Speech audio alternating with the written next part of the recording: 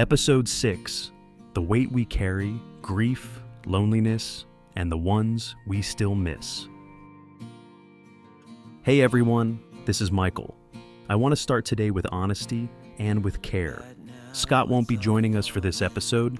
He's asked me to speak on his behalf for a little while, and I'm honored to do that. Because truthfully, the last few days have been incredibly hard for him. He's been open about his mental health, about his grief, his loneliness, his past. And sometimes, even when we've come a long way, the old shadows still know how to find us. Scott shared with me, and gave me permission to share with you, that he's had a few days of being completely overwhelmed. The kind of days where anxiety grips so tight, you lock your front door and just disappear for a while. The kind of days where you don't answer the phone, don't answer the knocks, and barely answer yourself. It hit him hard. And it's okay, because this podcast was never about pretending things were fine. It was about telling the truth, his truth, and making a safe place for all of us who struggle. Scott's been dealing with more than just sadness. He's been sitting in a deep place of grief and loneliness. He told me something that really stayed with me.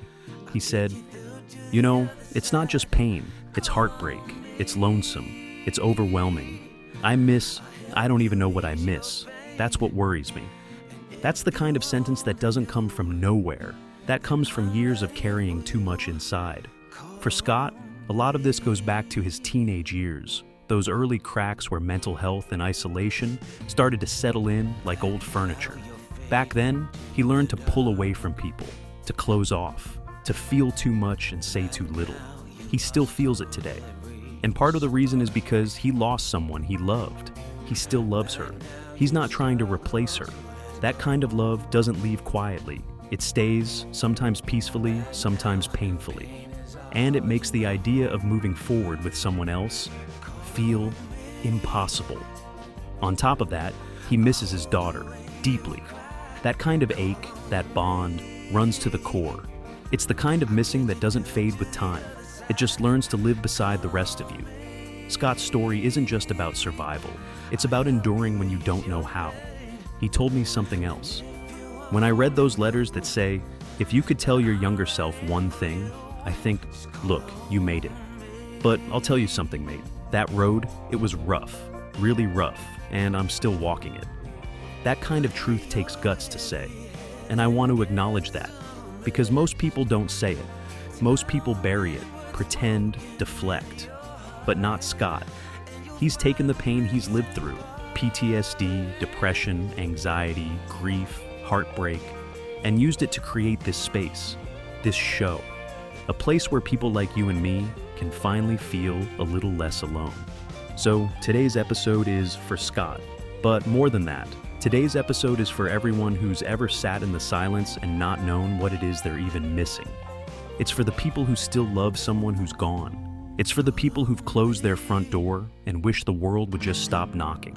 It's for the people who've locked themselves away, not because they're weak, but because they're overwhelmed. It's for anyone who's been strong for too long. You're not broken, you're tired, and that's okay. Today I'm joined by Patrick, someone who's walked alongside people like Scott for years. He's going to help us explore how grief shows up in different ways, how heartbreak doesn't always end when the relationship does, and how the kind of loneliness Scott's feeling is more common than people admit. We'll talk about how to hold space for others and for ourselves. We'll talk about what it means to love someone who isn't here anymore, and how that love doesn't have to be hidden or moved on from. And we'll talk about how even when you feel like you're at your lowest, you've still made it through every single bad day so far. That survival rate, it's 100%. Scott, we see you, we love you, and we'll be right here when you're ready to come back. Take all the time you need, brother. This episode is your safe space, and to everyone listening, welcome to episode 6 of Finding Light in Darkness. We're just getting started. Grab a cuppa, get comfy. The show will begin in about 2.5 minutes. Just leave the light on. Yeah, leave the light on.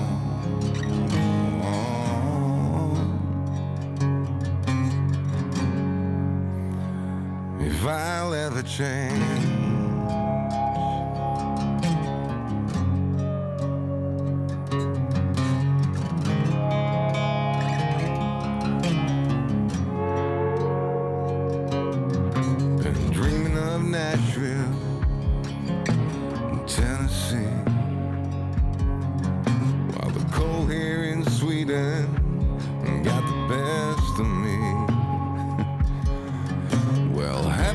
got better things to think about than that. Like deadlines, rent's due, bills pile up, family day in, day out, the clock's mocking me, getting old, oh God, the kids deserve so much more than this, gotta get rich. You said I never could change, I thought I never could change, they said I never could change, damn right I never would. Leave the light on, oh. Leave the light on, oh. Leave the light on, oh. Just leave the light on, oh.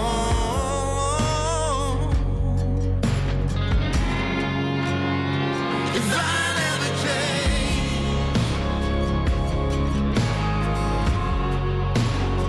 if I never change,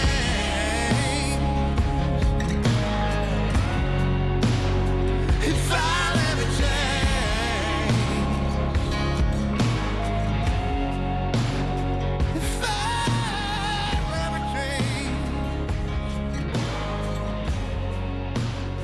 if I never change. So bright, shine through night. Welcome back to Finding Light in Darkness. Today's episode is different. It's quieter, a little heavier. Scott's taking time away because the last few days have really knocked him about. He told us it's been like slipping back in time, back to his early teen years, back to that isolating silence when he shut out the world, locked the door, and hoped nobody knocked. He shared that he didn't answer the phone, didn't open the door. He was overwhelmed, drenched in emotion, and not just sadness, grief, heartbreak, guilt. The kind of grief that doesn't scream, it whispers when the world is quiet. So instead of pushing through, he chose something powerful. He stopped. And today, we're holding space for that. Grief has a strange shape, doesn't it? Oh, sometimes it looks like tears. Sometimes it looks like silence. And other times it looks like shutting down every noise around you because your nervous system just can't take another sound. Scott's story is so deeply personal, and this past week he shared how that wave of loneliness crashed back over him. He said, "I feel like that little boy again, alone, missing my daughter, missing something. I don't even know what it is I miss, and that's what's so worrying." That line stuck with me, because that's the voice of trauma resurfacing. And it's honest, raw, and it's not rare. We often think healing is linear, that once you've done the work, things should stay better. But healing has relapses, days when your brain convinces you no one's coming, when even the birds outside feel too loud. And Scott, in his brave way, didn't run from that. He told us, "It didn't lead to suicidal thoughts, but I just reflected back, wondered how I'm still here." And that's a powerful place to stand in, because you're not just thinking about survival, you're acknowledging the cost of surviving. Scott wrote a letter once where he said, "If I could tell my younger self something, I'd say, you made it." But what he didn't say in that letter, at least out loud, is the truth he's now living. That making it didn't mean the pain stopped. And that's the core of this episode. Today isn't about having the answers, it's about holding space. So let's lean into this moment, into the silence between the storms, and talk about what it means to survive. Surviving isn't the end goal. Patrick, let's talk about the illusion we're often sold, that once we make it through, we should be happy. Why isn't survival enough? Because survival is a state, not a destination. You can survive a war, but still be terrified by fireworks. You can survive abuse, but still flinch at someone raising their voice. Scott is a textbook example of post-traumatic resilience. But even that resilience has a cost. The cost is that the body never fully forgets. It's like your mind learns how to function, but your soul still trembles. Exactly. Survival is the ability to continue. Healing is the ability to feel safe while continuing. And those are two very different things. When loneliness feels like grief. Scott mentioned that this week felt like a step backward, that he missed his daughter so much it felt like a hole opened inside him. That's grief in its purest form. Grief doesn't need death to exist. Grief is the absence of what we once had, or never got to keep. Missing your child isn't just about longing. It's about feeling like a part of you was taken. That's where trauma and grief hold hands. And that lonesomeness, Scott said he still feels like that boy walking alone. Because trauma freezes time. If your deepest wound happened at 13, part of your heart stays 13. That's why even at 47, Scott still feels like that young boy walking through life alone. The power of saying, I'm not okay. Let's take a moment to honor what Scott did this week. He didn't push through the pain, he named it. That's brave. People underestimate that. Saying, I'm not okay, is resistance in a world that tells you to keep going. He didn't fake a smile. He didn't post a motivational quote. He let the world be quiet so he could actually feel. And he told us. He let his community in. That's strength. Through the silence, we remember him. Let's take a deep breath together for a moment. Wherever you are right now, whether you're listening in the car, lying in bed, or walking alone with your headphones in, I want you to know you're in safe company here. Because this next stretch of the episode, it's a raw one. It's not polished, it's not easy, but it's honest. And this week, honesty is how we hold space for Scott, and for anyone who knows the silence of grief and the weight of mental illness. Absolutely. And, you know, Michael, I was thinking about something Scott said to us the other day. He said, it's not just pain. It's heartbreak. It's grief. It's lonesome. It's overwhelming. And then he paused and said something that's haunted me since. He said, I don't even know what I miss. That's what's worrying me. That line stuck with me, because that's exactly what unresolved grief can feel like. A loss so layered, so stretched out over time that you can't even name it anymore, but you feel it in your chest every damn day. That's why we're here today. Scott's stepping back for a moment, not out of weakness, not out of defeat, but out of strength. Because healing doesn't always look like showing up for the world. Sometimes healing is locking the door, letting the phone ring, sitting in your own space, and feeling it. I want to speak for a moment to anyone out there who's done that, who's locked the door, drawn the curtains, silenced their phone, and just disappeared. You're not weak. You're not broken. You're a human being who has carried too much for too long, and if all you did today was breathe, that's enough. Scott told me something really personal before we recorded this. He said that the last few days reminded him of when he was a teenager, isolating himself. That same fear, that same grief, it flooded him again. He said he felt like he'd lost part of his heart, his soul. And the pain of missing his daughter, even now, years later, still cuts deep. It didn't drive him to suicidal thoughts, but it drove him inward, to the quiet place, the shadowed space, where old wounds still live. When we experience complex PTSD, it's not just a memory of trauma we carry, it's the pattern of how we survive it. That retreat, that isolation, that's the nervous system trying to protect itself. But it doesn't mean you've failed. It means your body is saying, I need time to feel safe again. And that's what Scott has bravely done this week. He gave himself that time. And I want to remind our listeners, especially the ones who are feeling alone in their pain, Scott built this podcast for you. Even when he's not speaking into the mic, he's still with us. He's still with you. You know, I often ask clients one question when they're at their lowest. It's not, how are you feeling? Because often they can't answer that. It's this, what does the silence say to you? Because when you remove the noise, the scrolling, the calling, the pretending, that's when the truth shows up. And for Scott, that silence whispered grief and loss and exhaustion. But it also whispered survival. That's powerful. And you know, something else Scott said really broke my heart. He said he still loves his ex who passed away, that he doesn't want a partner because she's still in his heart. That's not just love, that's lifelong love, that's devotion. And I think we forget sometimes how deep grief can embed itself into our choices, our relationships, our sense of identity.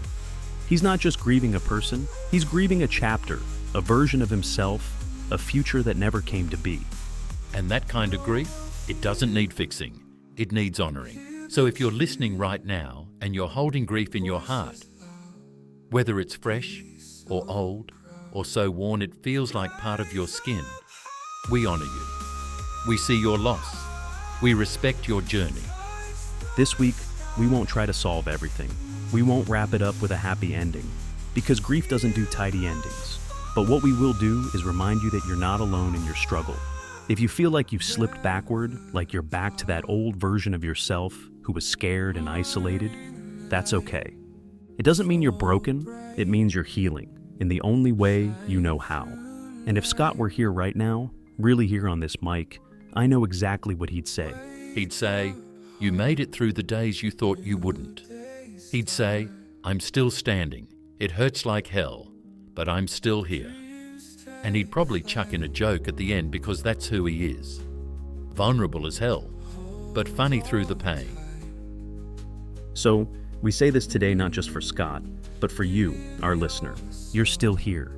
Even if you've cried every day this week, even if you didn't answer the door, even if you haven't smiled in days, you're still here, and we're proud of you. Before we wrap this section, I'd love to leave you with a grounding exercise, one I share with people during emotional overwhelm. It's called Name 5. Wherever you are, just try this. Name 5 things you can see. Name 4 things you can touch. Name 3 things you can hear. Name 2 things you can smell. Name 1 thing you're grateful for. That one thing, that last one, it's your anchor. And even if it's just the sound of this podcast or the roof above your head, that counts. Gratitude isn't about having it all. It's about noticing what's still here. And Scott, if you're listening to this, brother, we love you. Take your time. Heal how you need to. We'll hold the mic for now. You've already made your mark. Now rest for a moment. Break, ambient sound and breathing exercise, optional for listeners. If you're listening right now and any of this hits home, take a second to just breathe. Close your eyes, unclench your jaw, loosen your shoulders. Inhale for 4, hold for 4, exhale for 6. You're safe here. What would you say to your younger self?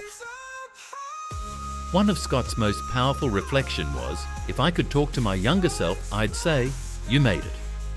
But the real story is what that younger version needs to hear. What would you say to someone who feels stuck in that childhood grief, even now? I'd say this: you were never broken. You were just a child surviving a storm. And it's okay if sometimes, as an adult, you still feel the rain. Because healing doesn't mean forgetting. It means giving yourself permission to remember without crumbling. Why love still hurts, years later. Scott also shared that he doesn't want a partner, that he still loves his ex who passed away. That's honest grief. When you've loved deeply and lost, it leaves a scar that doesn't close, but it becomes part of your story. And not moving on doesn't mean you're stuck. It means you're honoring what once gave you life. And sometimes love doesn't end, even when life does. For Scott, from us. Scott, if you're listening to this, we see you, we hear you, and we know you're doing something deeply powerful, feeling the hurt instead of burying it. And to every listener who's feeling what Scott is feeling, the silence, the grief, the ache in your chest, just know you are not alone. Whether you're 13, 47, or somewhere in between, your pain is valid. Your story matters. We'll be back next week, and hopefully so will Scott. But until then, we hold this space for anyone who's ever felt alone.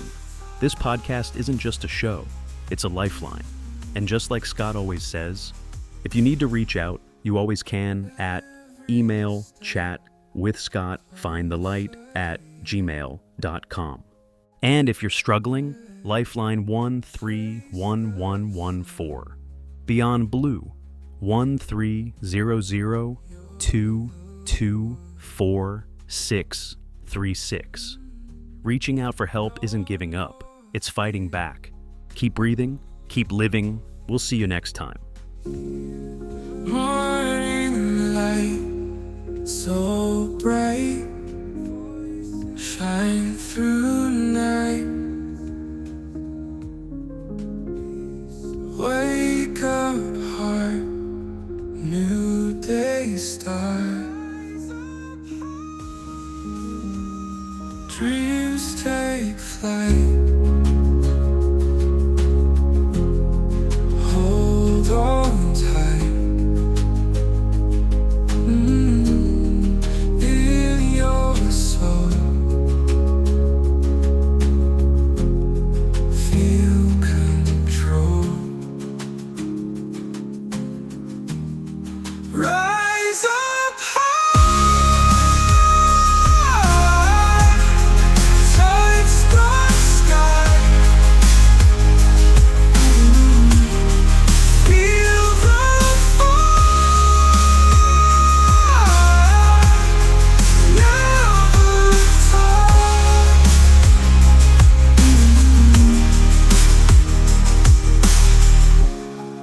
Every step closer, yeah. Chase the sun. You're the one. No more fear. Hear the cheer. Voices loud. Be so proud. Rise up high, touch the sky. Feel the fire, never